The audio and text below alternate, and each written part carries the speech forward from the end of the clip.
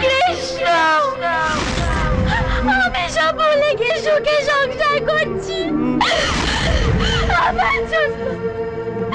আমার জন্য আজকে তুমি পাগল হয়ে গেছো।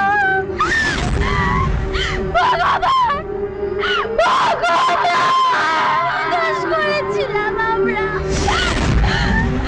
কি দোষ করেছিলাম? কি দোষ করেছিলাম? কেন কেন এত বড় শাস্তি দিলে? কেন? আমরা তো শুধু ভালোবেসেছিলাম।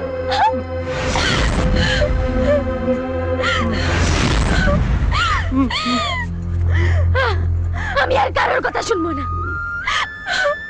আমি আর কারোর কথা শুনবো না।